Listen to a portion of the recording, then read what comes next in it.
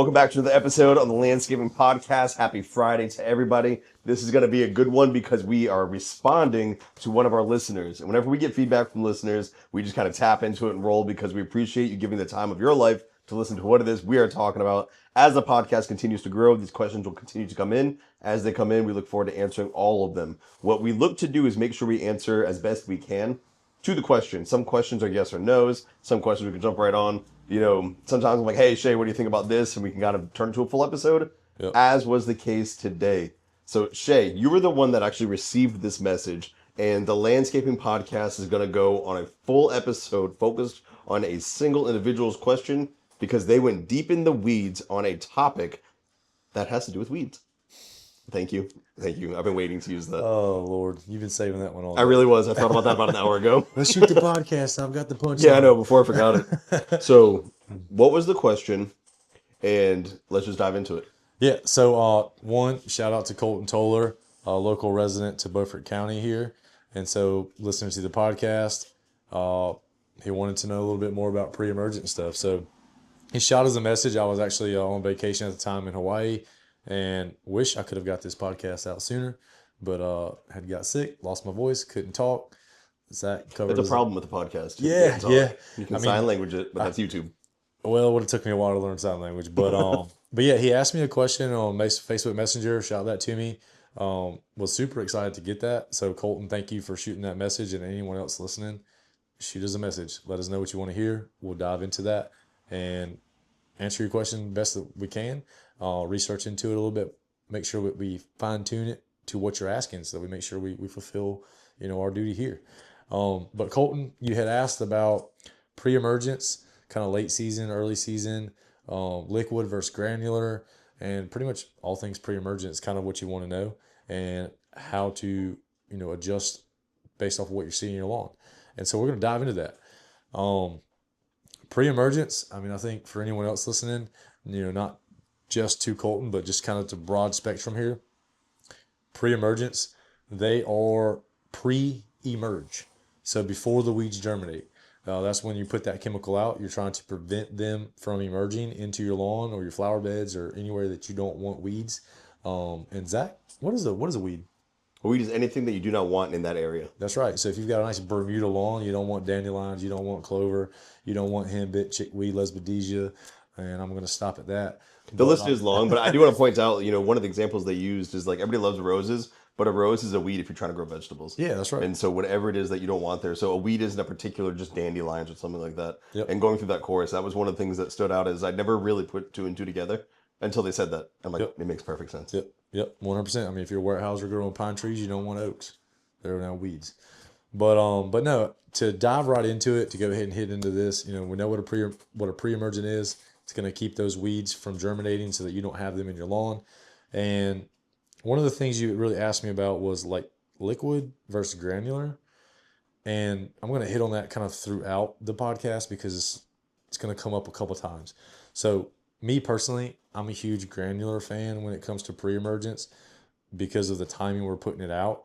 It's easier for us to apply with our broadcast spreaders and our ride-on machines than it is to worry about spraying a whole lawn. We're able to dual purpose that because we're putting out our granular that we're using is in the fall is like a 007 with Stonewall.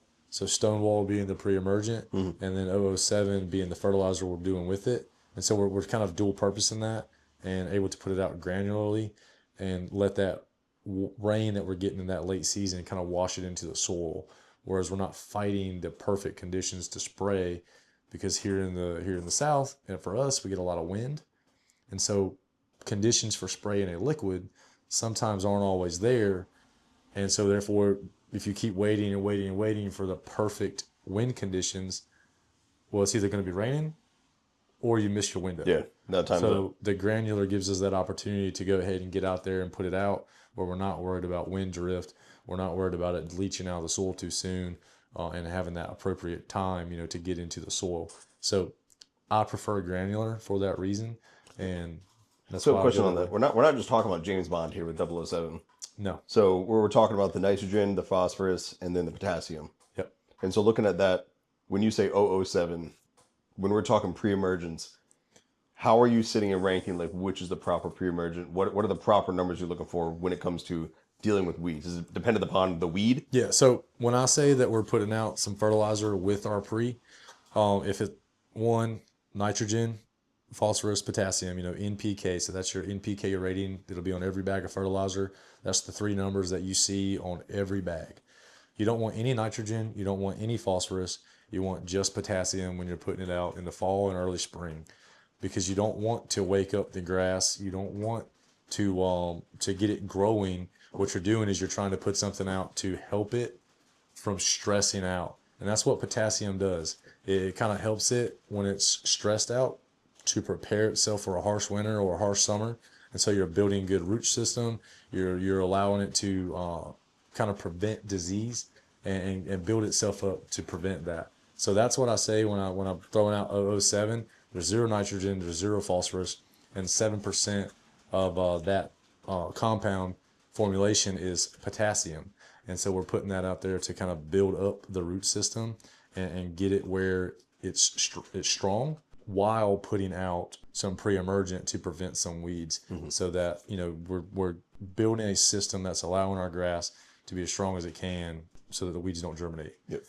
And just making it healthy. If you're putting out anything fall or winter, no nitrogen, no phosphorus. That's the main thing. You want just K. I've just explained the purpose of why we like to put out granular, and then I went over NPK rating and why we don't want nitrogen or we don't want phosphorus. Usually people list your first application of the year as like right now, February, March. To me, I think of this as the second application of the year, because your pre's start in the fall. Online, if you look it up, it's going to say this is your first application and that's your second. I like to look at it the other way. That is your first and this is your second, because there's nothing between those two applications. It's your pre and your pre. Your pre in the fall, you're applying late summer, early fall. So it's like that September time frame is kind of September, October is kind of when you're hitting that. And I say that loosely because there's not a definite time on a calendar that is like, go put out your pre. There's a general window, but it's based upon conditions.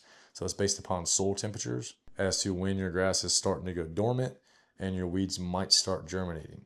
And all that's dependent on soil temperatures and for your winter weeds, because that's what you're putting that pre out in the fall for, is to keep your winter weeds from germinating. And here it's more commonly to keep your poana from germinating, which is going to be your first thing you pick up, early spring, in that January, February, like kind of late winter, early spring, and on North Carolina, that on the coast that you're going to pick up. And it's important to say that like North Carolina, the coast in the winter, the mountain area is going to apply theirs a little sooner than what you are here at the coast, because we're warmer here at the coast. So our grass is hanging on a little longer. So you're applying that pre a little bit later in the season in the fall.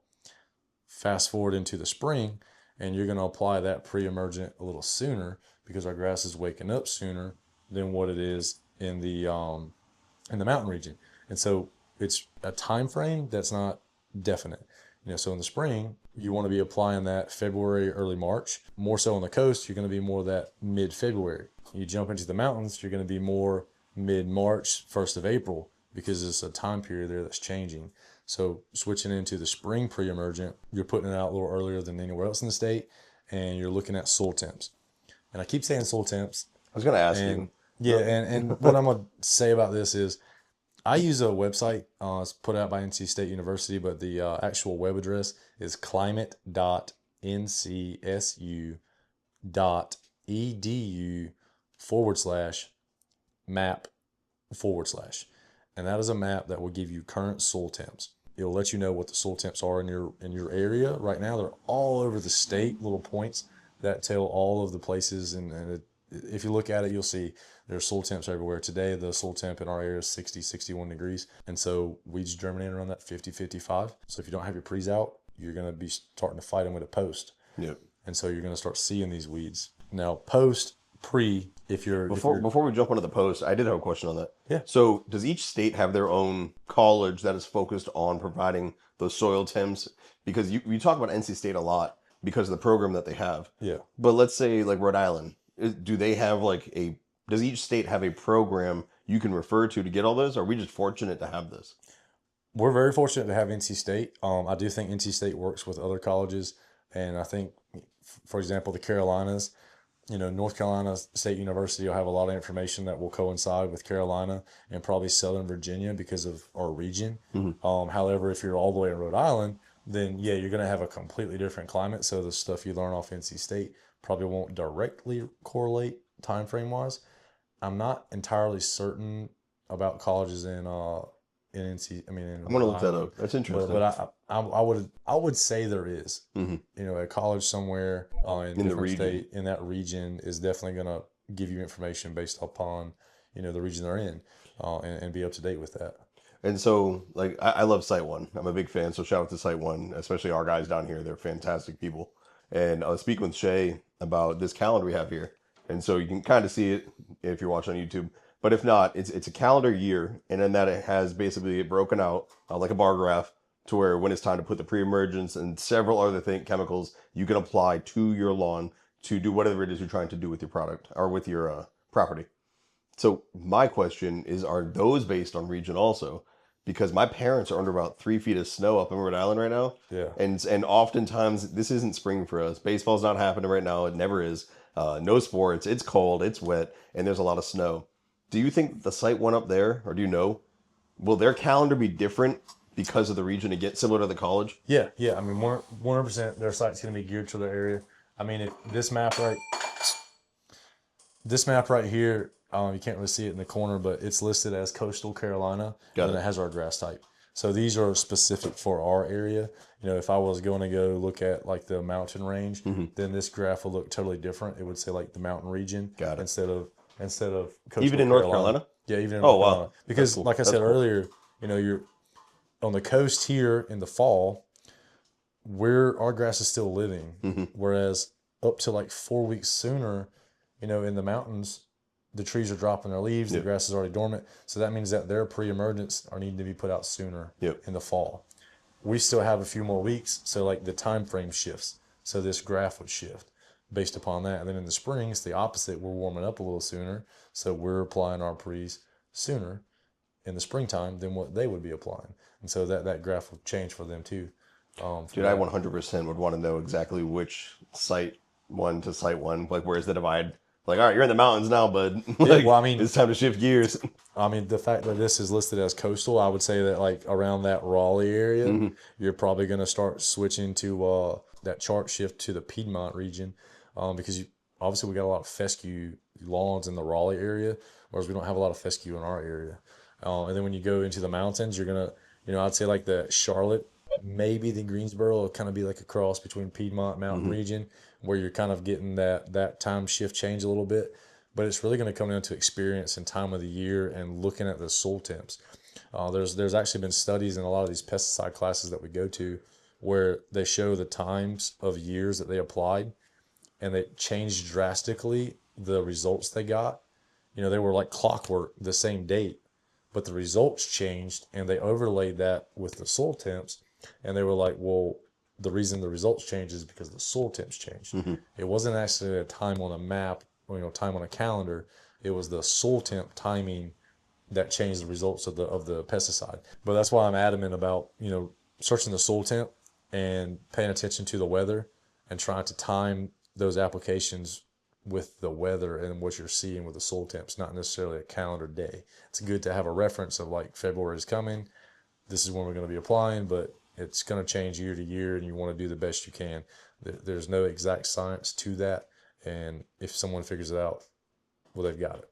This is why I was really pumped about this question too, is because people are starting to see and starting to hear, how deep this rabbit hole goes. And so I believe what we're talking about right now is the macro version of us when we talk about one property can change to the next. Yeah. And we're just looking at a bigger region of like one region changes to the next. Yep. And so it's important that if you're looking to apply pre-emergent, you're not just going on a random site on Google, because that might be giving you somewhere totally different. Yep. You might not realize you're looking at Arizona. You're looking at Wyoming. You're not looking at your region, what it is that you need. And this is why going to your local landscaper, your local pesticide licensed landscaper, and having the conversation about what it is they would recommend, and you can work with them and then hire them on, or you can just get feedback from them. But just even hearing about how far this is going, I'm like, man, we do this from one yard to another on the same street. And these scientists, all the landscapers, everybody that's in the green industry, trying to figure out how to best serve and meet the needs of the situation. Yeah. There's a lot of research that goes into this, a lot of coordination between different organizations, saying here's what we're seeing, what are you seeing, and that's how they're coming out with here's how you're going to win. We did the math, we did the science, and here's what we think. The soil temp and the importance it plays. Now we know, and so it's just continuing to innovate and improve. It's pretty cool to see. Yeah. To dive back into like pre and then post, because we're getting ready to get this weird transition where it's like you still can put some pre's out, but you're starting to see some weeds, so you need some post. But going back to like the fall, when we're applying our chemicals, you can do liquid or granular. If you're doing liquid, it's going to come in the form of like Resolute, which would have the active ingredient prodiamine in it. And so prodiamine is the active ingredient you're wanting to put out to kind of get that long-lasting effect for your winter weeds, like such as poana and these other weeds that you don't want out there in the winter, or you don't want them coming in early spring. So you're trying to prevent them from coming. Prodiamine is what you want, but it comes in like liquid, which will be under the trade name Resolute, or you can get it granular, which will be under the trade name Stonewall. And Stonewall comes in a granular form as well as a water-soluble granular. And so you can actually spray Stonewall as well. You just have to mix it according to the label. But there's different ways you can do that. So you can spray it or you can put granular out. We already talked about how I'm a huge fan of granular just for the timing of the year, the weather we get. Especially, we have a lot of properties kind of like on the water. So we get a lot of wind off the water. It's hard to control spray, especially when you're using more collateral damage. Yeah, especially when you're using like low volumes of water to apply, and so your droplet size is small because you're putting it out highly concentrated, but you don't need a lot of water. And so therefore, we're getting a lot of drift. So granular eliminates that. So that would be the fall and a chemical you would use then. When you come into the spring, one chemical that we use, you can use some Stonewall, but you want to use it like at a lower rate. But that's if you catch it early. So like if you catch it early in the season, in like early February when the soil temps are like right there at it, Stonewall is not a bad not a bad pre-emergent to put out with prodiamine. But if you're catching it like right now, which is when you're starting to see some weeds, you still want to put a pre out, but you also need a little bit of post control. You can switch to Dimension, which has pre and post effects, and so you're still preventing, but you're also controlling some of the weeds that are already there. So it's like a 2-for-1. Now, you can't do this with every pre and post because they might interact with each other. They might offset. They might amplify, and all of a sudden you're doing far more than you're intending to do. And so these are specific pre and posts that are shown that they can work together. Well, no, so when you're switching to Dimension, it's because you're seeing weeds, and so you want to switch from Stonewall in the winter to Dimension late spring. Like if you're late on your application of your pre in the spring, you'll switch to Dimension because you want to get some post effects with some pre effects. So I'm picturing people. I want to make sure nothing else is going to grow, and I want to kill what's there, and then try to blend it. And no. I mean, well, and you can. I mean, you can read the label. Now, all the labels are going to say, to do your testing, do your mixing test, which you learn all about, where you can make sure that they don't, create a chemical combustion and be. Do that if you're going to have a combustion, small combustion. Yeah, so I mean, there's tests to do that to make sure that they will mix together without creating like a huge foam or like order that you need to mix it in your tank. And so you'll read your label to figure out that procedure, because each label, which the label is the law, you follow the label, you're not breaking the law. Each label tells you how to do that, in a way to make it to where it works. There's also certain formulations you just don't mix together, and so that's rules too that you follow. But for the most part, read the label. Label tells you how to do it. Label's the law. Shout out to every pesticide instructor that has said that at every pesticide class. Multiple times, every class, every hour of every class. Yep. It was days of being told the label is the law. Yep. Now, if you don't have Dimension and you wanted to put out that Stonewall, you could put that Stonewall out. Then you could come right behind it and spray the lawn with Speed Zone. We just did that at a property last week where we put out some Stonewall and we're putting out some pre's, but they had some henbit. Henbit's pretty easy weed to clean up and get out. And so we had some Speed Zone already in stock. The Z Spray is phenomenal that we put out, that we use. That it's a machine that we use to apply our chemicals and our granulars. And so we have the capabilities of mixing the liquid and putting granular out at the same time. And so that's what we had Zach do, and put out pre. We sprayed a post. We're preventing some more weeds from coming in the summer, and we're killing what weeds we see there now, because it's what we had in stock and we needed to be out there that day. And so we went ahead and did that. Had we had the availability or the time to go and buy some Dimension, then yeah, we could have done that and done it in one chemical application. But thankful to our equipment, sometimes we're able to dual purpose that stuff.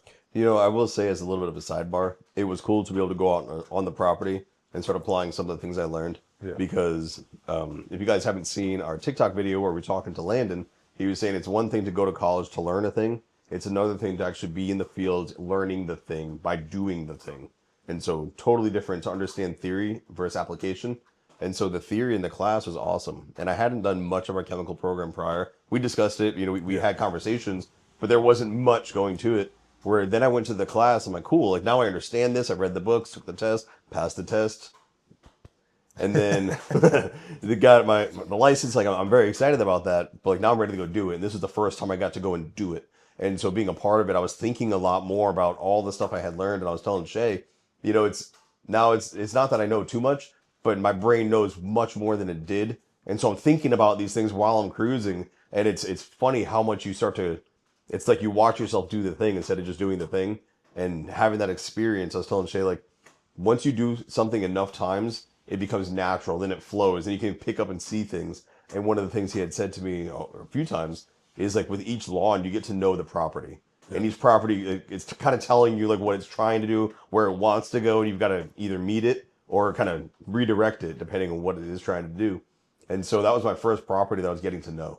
And so going out there and applying it and looking like, all right, so here's where we got some post, here's where we got a pre, here's how we're applying it, here's what you need to do to ensure that there's even coverage across all the area. It was cool to be a part of that. And to the question, about like the ins and outs of all of this, there's so much to it that we can talk about here. But it's like, you've got to really know your property, and you've got to kind of test it and see what worked and what didn't work, and kind of ask yourself why. And then you go back to the drawing board and you game plan a little bit, and there's a strategy. Like, all right, let's change a little bit and try it again. Let's step back. Like, I don't know how that turned out until next week when we go back. Yeah. Then I'll be like, all right, so here's what happened. Now I'm taking mental notes. I remember what I did. Here was the result. Do I like the result? Cool, do that again. If I don't, all right, what could I have done better? And then make sure next time I do it, I do better. And so it's just like looking at that from someone being in it. We did go and apply it, but like the takeaway isn't so much, well, for me, the property, they're going to love the property to be perfect. Mine is like, all right, now I get to see what happens. What happens when I did all those steps? And like you said, you don't know immediately. And so as you're working pre and post, like, you don't have that kind of feedback. Like, you cut the lawn. Yeah. You mow a lawn, you get nice stripes. You're like, yeah, cut the lawn. Yep. You apply pre-emergent. You hope it doesn't grow. You apply post. I hope what it goes away is what I want it to go away. Let's say that sentence better. But what I wanted to be gone is now gone. And so it's like kind of like not a waiting game, but you are waiting to see the result of your work. Yep. Which really emphasizes the importance of soil temps, because you don't see instant results. And so you want to do your research and hit it with the soil temps are right, so you can get the best results out of the product, because it's proven that soil temps drive the results of the pre-emergence and how effective they are on certain grasses. Crabgrass is hard to control. So if you hit the soil temperature application right, and you get that pre-emergent out with a stone wall that's extremely effective against crabgrass control, and you get it before that crabgrass can germinate, then you're going to have a beautiful lawn. But if you miss it by a week, and soil temps have already been in the 55s, low 60s for that 5 to 6 days, well, you might have missed it. Now you're fighting crabgrass all spring, all summer until next year, because you can't really, you spray Roundup on it, but crabgrass is a pain. And then you're mowing your lawn, you're spreading it, the whole shebang. So it's really important to hit that soil temp. Yeah, and I would say that's also why it's important to work with your licensed landscaper. Yeah. Because what you're talking about there is almost like watching film. You're not going out and winging it. You're like, all right, here's the temp. I did the research. I know the weed. I know what should work well against that weed. I know the wind speed. I know the humidity levels. that's you watching film against your opponent. Like Yeah. you're giving yourself all the material, all the information you need to go out and face them. You don't know exactly what's there, just like in a game. You don't know what plays they're going to run, Yeah. but you know like how they operate. You kind of know what their offense and defense looks like. And so for us going against the property, it's like, all right, I don't know exactly what's going on in there, but I know a lot. Yeah. And if I get all this information, that's the difference between the guy who's licensed going out and doing it and the one who's just like, oh yeah, well we'll just go out and spray a bunch of Roundup. Yeah. Okay, that might not be the best game plan. And so if you have a better one, we'll go with somebody who's going to put more effort into your property for you to be able to get the best results, which you're looking as efficiently and effectively as possible while saving as much money in the process. Yeah. I mean, also, we could talk about pre's, how they work, what type of pre's. We could talk about post, how they work, what type of post, how to apply, all that stuff. But it all really comes down to the first investigation of the yard or the lawn that you're trying to treat. Because sometimes you'll realize that there's a problem there that you can throw chemicals at every year, but you should be able to fix it by doing something else. And a lot of that's drainage. A lot of times we see a lot of poana where the yards are extremely wet, and so that poana just germinates there faster and more predominantly than anywhere else in the lawn. And so if you could fix the water issue, you're not fighting the poana with pre-emergent trying to keep it from coming. And then once it germinates, you're not fighting it with post-emergent. Whereas if you could have just dried the area up some, then you wouldn't have had as much issue, with the poana. So you use less chemical, you're more environmentally friendly, and you're not fighting it. You'll have a better lawn. So it's really doing that investigation at the beginning and saying, yeah, we can treat it with chemical, but I think if you do this, you're going to reduce the amount of chemicals you need because you're actually solving the cause of the problem versus just constantly fighting it, and you're actually fixing it head on. I talk about the Rubik's Cube of a lawn all the time, and how each lawn is different, and that's a prime example of it. Is one lawn you might go put a pre-emergent out and it's perfect. Well, the next lawn you go put the same pre-emergent out the same day, fighting the same weeds, and you get different results. And a lot of that has to do with the climate that it's in. It might be a microclimate area that's different than that other lawn that's across the neighborhood. One might be more shaded, one might be more sun, one might have irrigation that the customer's running more frequently so it stays wetter. The other one may not have irrigation. And so those are like little things that shift one property to the other that will drive your results, totally different, and leave you scratching, wanting to know why. So you really got to do that investigation to find out what's the best plan, and is chemicals really the best solution for this, or is it just something that I'm doing because everybody says I need to do it? Yep. And when they say this chemical should take care of this, if you don't properly apply and monitor and it becomes resistant, Yep. you are now battling it with something that, even though it should work, it no longer works in this situation. That's right. Because you've cultivated something that's found a resistance, and so now it's not going to be effective at all. But you're going to spend money after money after money because it says it should. What you're not realizing is you basically built a stronger enemy. Yeah, that's right. A lot of pre-emergents, like on your broadleaf weeds, they're pretty spot on. Like they don't build up a resistance to a lot of those pre's very easily. Now you start switching to fungicides and stuff like that. If you don't rotate your fungicide formulations and change that active ingredient out, before you know it, like if you have large patch and you're treating it with the same like headway, then over and over again, well, eventually you don't get any results from it because it's built up the resistance to that chemical, and the fungus has now kind of pretty much outsmarted you. Yeah, it's not that it welcomes it just doesn't care. Yeah, that's right. So that's pre-emergence in North Carolina. I hope that pretty much summed up kind of what you were asking. Just kind of recap. We touched on late season versus early season, when to apply, and hopefully we really drove the nail in that it's all about soil temps more so than it is a date on a calendar. We talked about NPK, your nitrogen, your phosphorus, your potassium ratings on a bag, and how when you're applying pre's, it's a good thing to go ahead and put some potassium out with it. And a general formulation that you're going to see with a bag of fertilizer in the granular form that is fertilizer and pre is you're going to see that formulation of 007. That's pretty generic across the board. That's what you're going to see in a granular form, and it's good to put that out there because you're really helping that grass build up some resistance to stress, build up some resistance to disease, while preventing weeds. So it's kind of a 2-for-1 thing, and I strongly encourage that. And it's much easier to do that in a granular form than it is in a liquid form. So that's another reason why we're pro granular. We also touched on, fall applications, spring applications. What do you do when you hit that late spring application where you're like starting to see that post, and how you want to switch from one chemical to another to kind of get you a pre and post active. That way you can kind of prevent, the weeds that from germinating more, as well as go ahead and knock out what you have. When I say like late season, there's never a bad time to put a pre. You just have to really do your calculations on your return on investment of that. Is, are you going to get enough results? The longer you wait, if the pre's cost X amount of dollars, are you gonna get enough control that it's worth you spending that money on that pre right now, or would you rather just fight it, with a post? Me personally, I don't think if you've got less than an acre, I don't think it's a bad idea to go ahead and put that pre out. I'm pretty confident that the return on investment's better than what you're going to get fighting it with post, if you're looking for that perfectly manicured lawn, and that's what your goal is.